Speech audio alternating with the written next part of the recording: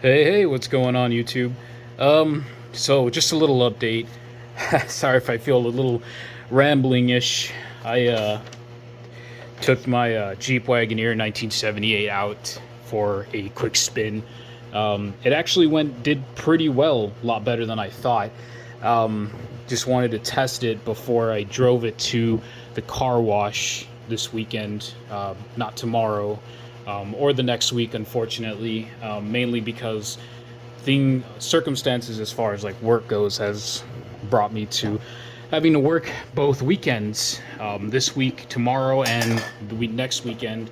I was looking actually forward to doing a video of myself driving to the car wash. However, due to the nature of what happened earlier, thankfully I was just test driving to see where it would go first before I actually took it out on the road. I wasn't planning on taking it out on the street. I was going to take back roads mostly. But either or, it did relatively pretty well. I think it did about like a quarter mile, maybe a mile before it stopped completely. Um, so yeah, zoom in there. Let me see if I can zoom in on this book here. Um, get to the book in about a little bit. Um, so quarter mile. So what happened was, as I was driving, I noticed that when I was pushing down on the acceleration, the car wouldn't move fast enough, or wouldn't keep up with the acceleration. So it still maintained the same, but you can tell it's trying to give a little push to it.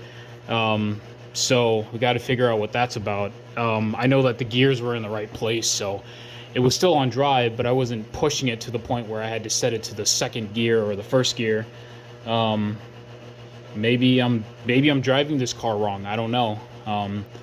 Maybe there's a trick to it, that I'm missing, but I'll find that out later. So once I pulled into the roadway, turned into a dead end street, was able to make a U-turn, and then once I pulled into a U-turn, the car actually stalled on me. So I got out of the car, diagnosed it, waited a little bit, figured it out. Turns out it may have just been that there was just not enough fuel in the carburetor. So I went ahead and refueled it, started up again, and it drove just fine. So it may just be that maybe after all those times that I've turned it on, accelerated, tested it, and all that, it turns out that maybe I just went through the fuel quickly. But that's a big dilemma, big problem if the fuel if the fuel is getting wasted quicker, by all that work and action. But obviously maybe it could be something else. But I'm going to continue looking into it. I'm not going to look deep into it. Obviously, it's probably not a big problem. It's probably a simplistic situation. I'm going to take notes on it, retry again, and then test it out at some point. And this time I'll take you guys out for a test drive. See if I can manage. Yeah, but it was kind of scary because when I was parked on the side, luckily there were no vehicles around me, and where I was, there's never any cars around. So, and it wasn't like a deserted area; it was just back neighborhood area. Easy for a tow truck to get from where I was to my apartment in less than like maybe a minute or so. So that was good. Anyways, what was I gonna say? Oh yeah.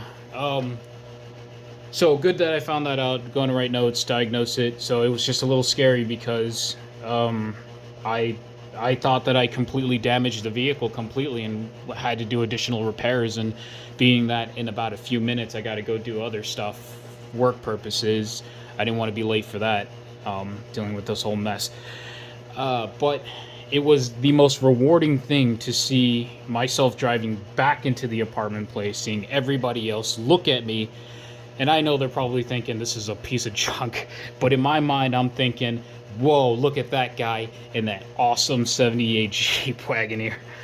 And yeah, I don't know what it is. Maybe it's my 20 years kicking in. But yeah, no, it felt wonderful, everybody looking at me. And looking at my car and seeing, yo, look, that 78. Not that anybody really said that, but can't wait for the comments later for somebody to say, whoa, he really got that going. given the circumstances. Anyways, I don't have that much time. Spend the next 2 minutes and 57 minutes or so, 56 minutes. I had a dream a couple of nights ago that I was holding this very book in my hands. So I went ahead and called O'Reilly's, got this ordered as soon as possible. I felt like it was, I wouldn't say it's a sign that I needed to learn a little bit more deeper into the car, but you know, I take every sign as a precaution, take it immediately as best that I could. This book, I opened it, amazing information here. So I'll go ahead and just open that book up for you guys just to kind of give it a good look, a little thorough. Wanted to check this out. If you don't have a book like this, Haynes Repair Manuals for anything that you have going on, any projects, you're missing out, because this is absolutely informative. So it tells you tune-ups, requirements. One of the best ones that actually helped me a lot is it gives you like here it is right here, brakes. That's something that I had an issue with as far as what my car was going through. So right down here was the issue, and it has it all. It has literally right down to the T.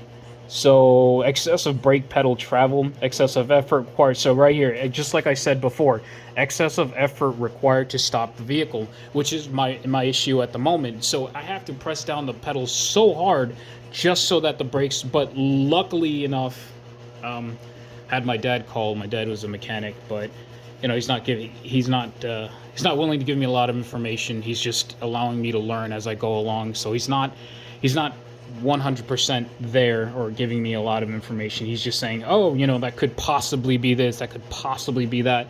But he said that what I would want to do to diagnose the problem is turn the vehicle on, have somebody else there. Obviously, I don't have anybody else there except me. So what I'm doing is while I have the car turned on, I'm punching the brakes, pressing the brakes. So you have to press it in the amount of 5 times and then 3 times afterwards. And then if you start to get pressure build up, or you start to get it may very well be another problem.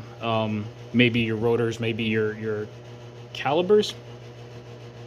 But if you're getting brakes, it may very well just be that the tube is not getting enough pressure or something. He mentioned something else, but I'm running out of time now, and I'm trying to speed up as best I can. But I would highly recommend this book, which is the O. Henry. It costed me about like roughly $20-30 to pick up this manual.